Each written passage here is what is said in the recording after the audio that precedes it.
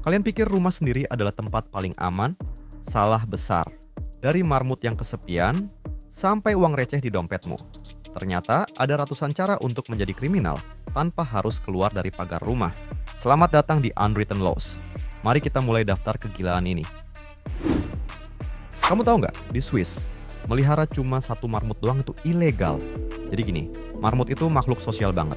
Kalau sendirian, mereka bakal depresi berat, stres, bahkan bisa mati kesepian. Pemerintah Swiss nggak main-main soal ini. Ini dianggap penyiksaan hewan. Jadi kalau kamu mau pelihara, hukumnya wajib beli sepasang. Atau kamu bisa kena denda yang besar.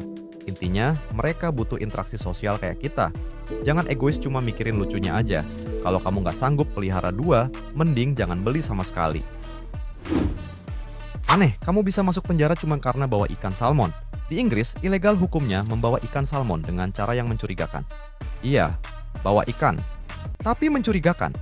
Nama aturannya, Section 32 of the Salmon Act 1986. Ini bukan bercanda. Undang-undang ini dibuat untuk melawan pencurian ikan. Dulu, para pencuri sungai sering banget mencuri ikan dalam jumlah besar. Jadi, pemerintah Inggris bikinlah undang-undang aneh ini. Gampangnya, ini tuh kayak hukum menangani barang curian, tapi khusus untuk ikan.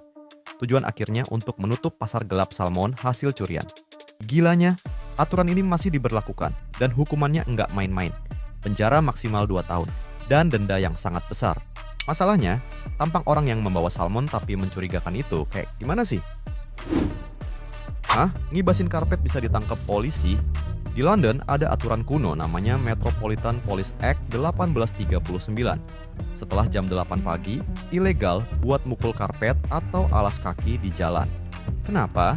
Karena debunya bikin orang terganggu pas berangkat kerja.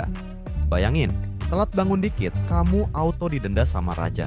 Dendanya kalau dikonversi sekarang tuh mahal banget.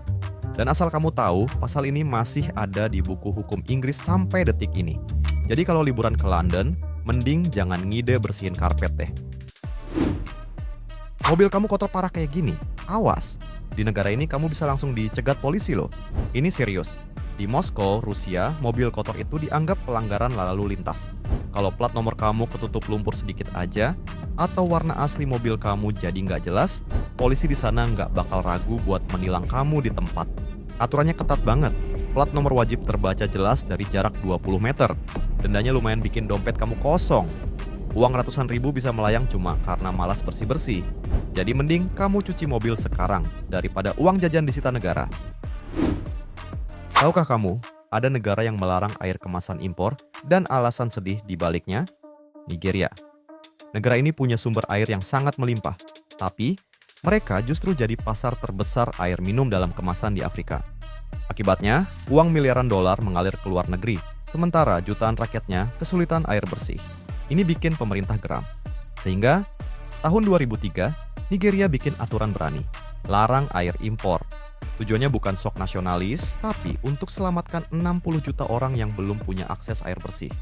Intinya, daripada uangnya kabur buat beli air impor, mending duitnya dipakai untuk perbaiki infrastruktur air dalam negeri. Kasian juga ya. Tahu nggak, di Kanada, kamu bisa diusir dari toko kalau maksa bayar pakai uang receh. Ini serius. Ada hukum resminya, namanya Currency Act 1985. Pemerintah Kanada bilang, stop menyusahkan kasir. Ada batasan maksimalnya. Bayangin, kamu bayar belanjaan 300 ribu, tapi pakai koin seribuan semua. Kalau nekat, toko berhak mengusirmu. Alasannya sederhana, biar antrean nggak macet total. Jadi, simpan recehmu buat tabungan, jangan buat beli gadget ya. Tahukah kamu, membawa kentang bisa lebih berisiko daripada membawa narkoba? Bayangin, dulu di Australia Barat, pernah ada masanya kalau kamu ketahuan bawa kentang lebih dari 50 kg, kamu bisa dianggap kriminal. Ini bukan soal keamanan publik, ini semua gara-gara Big Potato alias kartel kentang. Jadi, ada lembaga namanya Potato Marketing Corporation yang dibentuk tahun 1946. Tujuannya cuma satu, mengontrol ketat pasokan kentang supaya harganya tetap mahal. Efeknya, kalau kamu bawa kentang banyak-banyak, bisa dicurigai lagi selundupin kentang ilegal. Petugas khusus sampai bisa menghentikan dan memeriksa mobilmu di pinggir jalan. Kalau ketahuan melanggar undang-undang ini, dendanya bisa sampai 5.000 dolar. Ditambah 2 kali lipat nilai kentang selundupanmu. Alhasil, selama puluhan tahun para petani kentang di Australia Barat itu dibatasi secara hukum jumlah kentang yang boleh mereka tanam. Undang-undang aneh ini memang akhirnya dicabut tahun 2016. Tapi, kisah perang kentang ini legendaris banget. Ada satu petani terkenal, namanya Tony Galati. Saking kesalnya, dia sampai membagikan gratis 200 ton kentang yang kelebihan panen sebagai bentuk protes. Jadi bayangin, zaman dulu, bawa kentang sekarung saja bisa jadi alasan paling random buat kamu dianggap kriminal. Jadi, berapa aturan yang sudah tidak sengaja kalian langgar hari ini? Kalau kalian pikir video ini aneh, tunggu sampai kalian lihat episode 2. Kita akan membahas kenapa perang bantal bisa dianggap tindakan kriminal serius. Subscribe biar nggak ketinggalan. Sampai jumpa di sel tahanan selanjutnya.